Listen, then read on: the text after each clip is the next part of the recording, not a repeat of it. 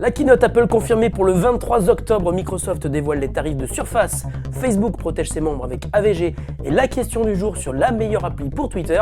Salut à tous, on est le mercredi 17 octobre 2012 et vous êtes bien sûr dans Fresh News, votre JT quotidien de l'actu high-tech. C'est parti. This is funky fresh. This is funky fresh. This is funky fresh. This is funky fresh.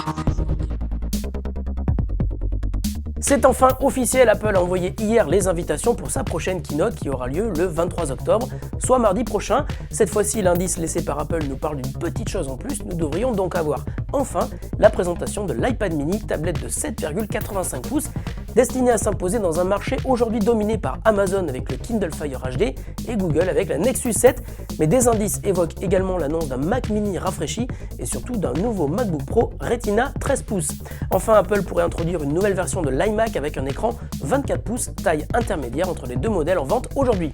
La keynote de Apple risque d'être très riche et sera sans doute très suivie du côté de chez Microsoft. Pourquoi ? Vous le saurez dans 2 secondes.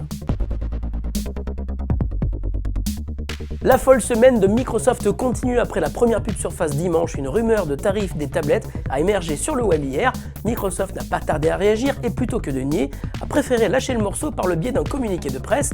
La première version de Surface commence à 489 €, soit exactement le prix de l'iPad mais avec 32 Go de stockage contre 16 Go pour la tablette de Apple.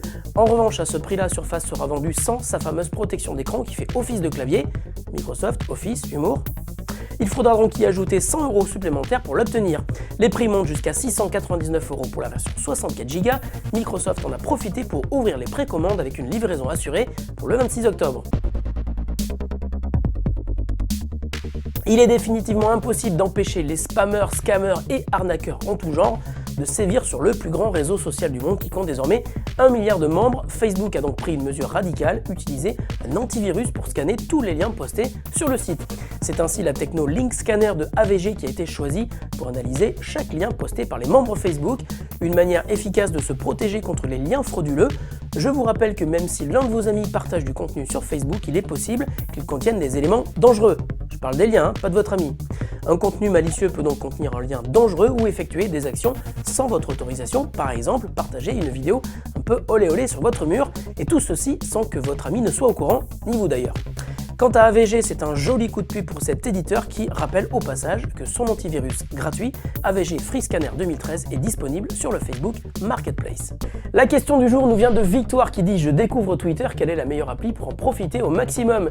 Eh bien Victoire, il n'est jamais trop tard, sache que Twitter qui existe depuis 6 ans en version web existe aussi en appli smartphone et sur PC ou Mac tu as Tweetbot qui appartient désormais à Twitter et qui est ultra efficace. Mais si nous pouvons te conseiller une appli indispensable qui est très utilisée sur Twitter, c'est bien ClockTweets. C'est un site web qui te permet de programmer l'envoi de tes tweets à l'avance, à la minute près et jusqu'à plusieurs mois dans le futur. ClockTweets qui fête d'ailleurs aujourd'hui ses 2 années d'existence. Joyeux anniversaire à ClockTweets et bravo à son tout jeune créateur Gafisme. Fresh News c'est terminé pour aujourd'hui, on se retrouve demain pour de nouvelles actus de la planète high-tech. Salut à tous et bonne journée.